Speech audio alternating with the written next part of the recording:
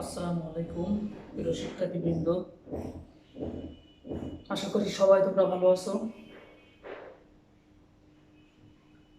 আমিও ভালো আছি মহান আল্লাহ পাকের অপার ক্রিয়ায়। যাই হোক, তোমরা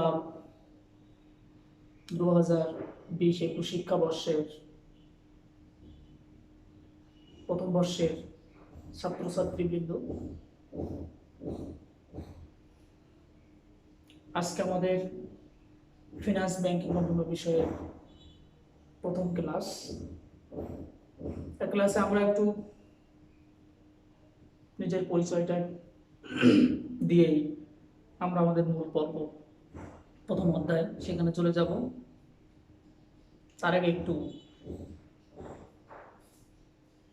তোমাদের সাথে একটু বিষয় শেয়ার করি, সেটা হচ্ছে, দেখো তোমরা নতুন যেহেতু একটু পরিচয় পর্বেরও ব্যাপার স্যাপার আছে। দেখো তোমরা ব্ল্যাকবোর্ডে দেখতে পাচ্ছ যে আমার নাম প্রভাষক মোহাম্মদ ইয়াসিন আহমেদ, ফিনান্স ব্যাংকিং ও বীমা বিষয়।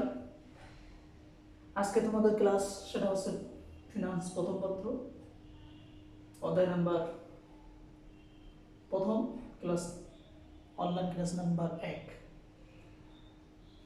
তা তোমাদের একটু বলে নিই, সেটা হচ্ছে তোমরা এসএসসিতে অবশ্যই ফিনান্স ব্যাংকিং ও বীমা বিষয়টি পড়ে আসছো। সেখানে তোমরা যে আঙ্গিকে পড়ে আসছো, এখানেও সেই 100 মার্কের পরীক্ষা হবে। প্রথম পত্রে, দ্বিতীয় পত্রে 100 মার্কের পরীক্ষা। তার আগে তোমাদের একটু মানদণ্ডটা একটু বলে দিই। দেখো, এই ফিনান্স ব্যাংকিং ও বীমা বিষয়ের প্রথম পত্রে আমাদের 9টি অধ্যায় আছে। প্রথম অধ্যায়ের নাম অর্থায়ন, দ্বিতীয় অধ্যায়ের নাম আর্থিক বাজারের আইনগত দিকসমূহ, তৃতীয় অধ্যায়ের নাম অর্থের সময় মূল্য, চতুর্থ অধ্যায়ের নাম আর্থিক বিশ্লেষণ, পঞ্চম অধ্যায় স্বল্পমেয়াদী মধ্যমেয়াদী অর্থায়নের উৎসসমূহ, ষষ্ঠ অধ্যায় দীর্ঘমেয়াদী অর্থায়নের উৎসসমূহ, সপ্তম অধ্যায়ের নাম তোমরা এসএসসিতে পড়ে আসছো মূলধন ব্যয়, অষ্টম অধ্যায় সেটাও তোমরা পড়ে আসছো এসএসসিতে মূলধন বাজেটিং ও বিনিয়োগ সিদ্ধান্ত।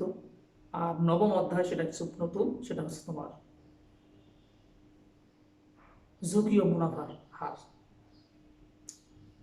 তাই এখানে তোমাদের মানবন্টনটা হচ্ছে এই 9টি অধ্যায় থেকে তোমাদের 11টি সৃজনশীল প্রশ্ন হবে, সেখান থেকে 7টি সৃজনশীল তোমাদের লিখতে হবে। এখানে কোনো বাধ্যবাধকতা নেই যে ক বিভাগ খ বিভাগ এখান থেকে এরকম এরকম।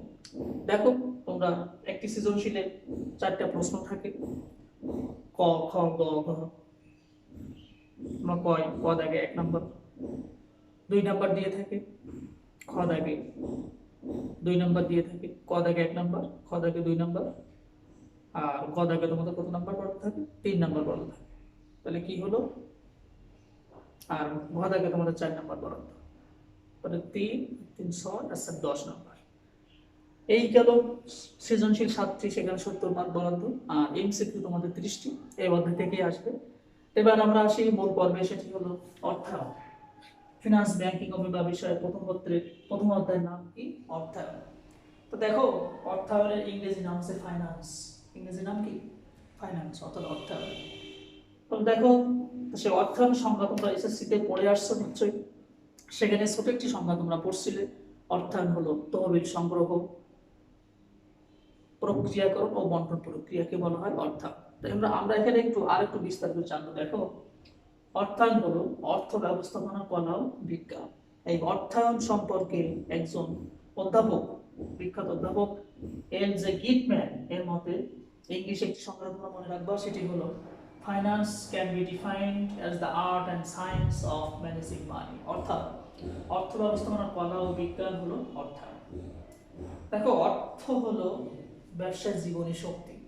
অর্থ হলো কি? ব্যবসায়ের জীবনী শক্তি। ওই অর্থ ছাড়া ব্যবসা পরিচালনা করা সম্ভব নয়।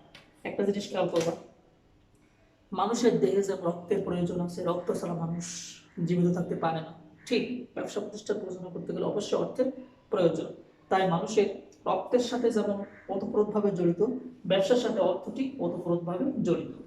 তাই আমরা বলতে পারি, দেখো, ব্যবসায় অর্থায়ন এই দুটার সম্পর্ক কি? অর্থ হলো ব্যবসার জীবনী শক্তি। সর্বদা ব্যবসায় অর্থ একে অপরের পরিপূরক, অর্থাৎ একটি ছাড়া একটি অপরটি চলতে পারে না। যেমন মনে করো তোমরা একটি মোটরসাইকেল কিনলে, মোটরসাইকেল কেনার পরে খুব দামি একটি মোটরসাইকেল ক্রয় করলে, ক্রয় করার পরে মোটরসাইকেল যদি তেল না থাকে, যদি পেট্রোল না দাও, তাহলে মোটরসাইকেল চলবে?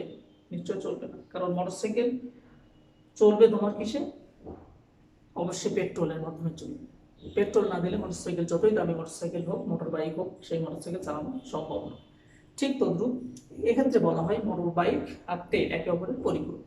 এখানে ঠিক ব্যবসায় আর অর্থ একে অপরের পরিপূরক। অর্থ ছাড়া ব্যবসায় চলতে পারে। এখন দেখো, তাই আমরা ব্যবসা অর্থায়ন সম্পর্কে বলতে পারি অর্থ হলো ব্যবসায়ের জীবনী শক্তি, সর্বদা ব্যবসা অর্থ একে অপরের পরিপূরক।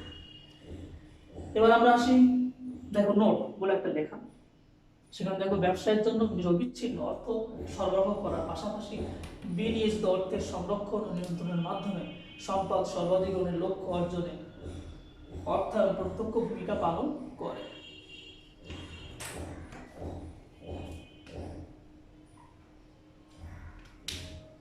কি বললাম খেয়াল করো তো, ব্যবসায়ের জন্য নিরবিচ্ছিন্ন সরবরাহ করার পাশাপাশি বিনিয়োজিত অর্থের সংরক্ষণ ও নিয়ন্ত্রণের মাধ্যমে সম্পদ সর্বাধিকরণের লক্ষ্য অর্জনে অর্থায়ন প্রত্যক্ষ ভূমিকা পালন করে।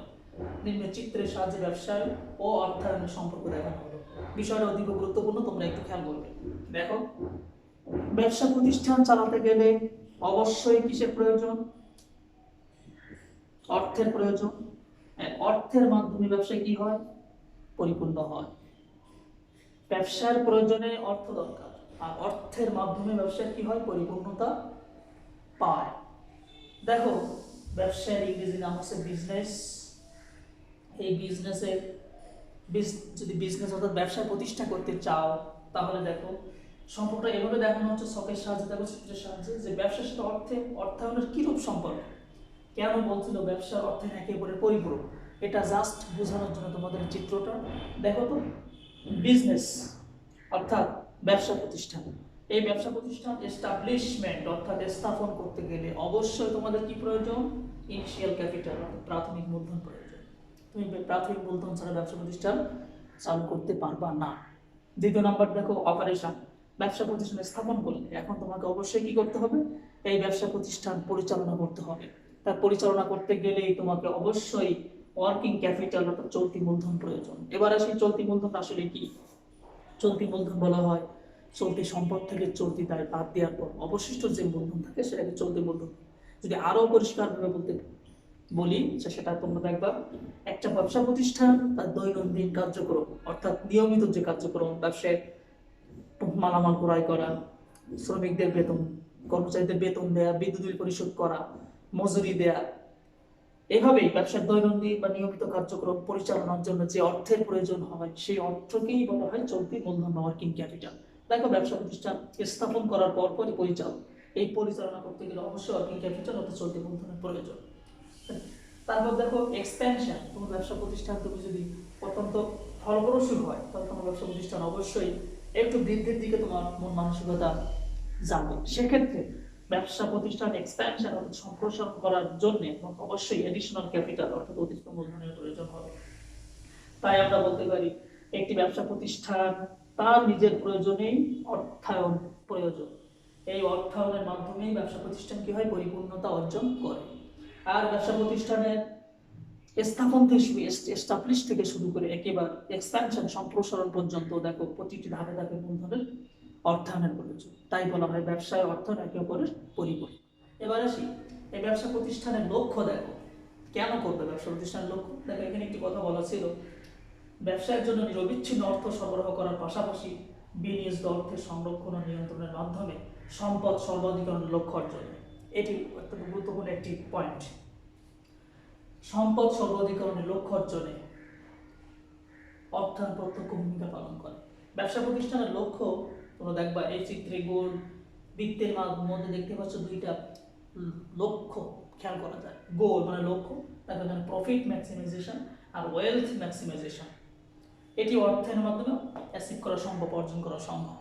দেখো, প্রফিট ম্যাক্সিমাইজেশন মানে মুনাফা সর্বাধিকরণ, আর ওয়েলথ ম্যাক্সিমাইজেশন মানে সম্পদ সর্বাধিকরণ। ব্যবসা প্রতিষ্ঠানের মূল লক্ষ্য, প্রধান লক্ষ্য হচ্ছে সম্পদ সর্বাধিকরণ।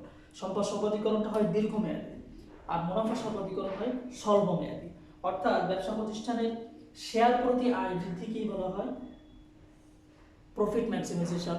এটি অধিকাংশ অর্থবিদ তারাও এই প্রফিট ম্যাক্সিমাইজেশনকে ব্যবসার প্রধান লক্ষ্য বা মূল লক্ষ্য বলে গ্রহণ করেননি। অনেক যুক্তিতর্ক সেখানে আছে, সেটা পরবর্তী ক্লাসে আলোচনা করব।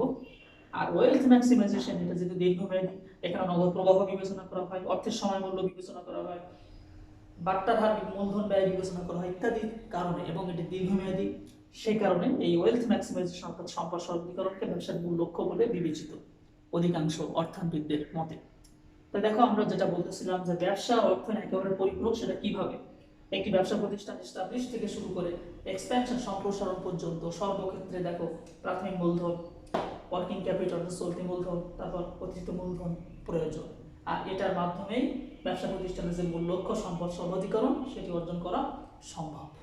তাই বলা হয় ব্যবসা ও অর্থায়ন একে অপরের পরিপূরক, অর্থাৎ অর্থ হলো ব্যবসার জীবনী শক্তি। এটি হলো আজকের ক্লাসের মূল বিষয়। আশা করি তোমরা আজকের ক্লাসটা অত্যন্ত সুন্দরভাবে বুঝতে পারছো। আগামী ক্লাসে আমরা এর পরবর্তী ব্যবসায় এই যে অর্থায়ন এর উৎপত্তি ও ক্রম বিকাশের ইতিহাস জানতে পারবো, অর্থনীতির শ্রেণী বিভাগ এটাও জানতে পারবো। তারপর আমরা এই প্রফিট ম্যাক্সিমাইজেশন আর ওয়েলথ ম্যাক্সিমাইজেশনের যে ব্যবসায়ের মূল অর্থায়নের মূল লক্ষ্য, এই অর্থায়নের মূল লক্ষ্যের এই দুইটা বিষয় আমরা অবশ্যই সেখানে বিস্তারিত আলাপ আলোচনা করব। সবাই ভালো থাকবে, সবাই মাস্ক পরিধান করবে, বিনা প্রয়োজনে বাইরে যাওয়া আসা করবে না, সবাইকে সতর্ক থাকবে। এবং বর্তমান যে ইস্যু, সবচেয়ে বড় একটি সমস্যা মাদক, এই মাদককে আমরা না বলি, এই মাদক থেকে আমরা সবাই দূরে থাকি। মাদক একটি সামাজিক ব্যাধি, এই ব্যাধি থেকে নিজেরা বিরত থাকবো, অপরকেও বিরত থাকার চেষ্টা করব। আসসালামু আলাইকুম, সবাই ভালো থাকবেন, ধন্যবাদ।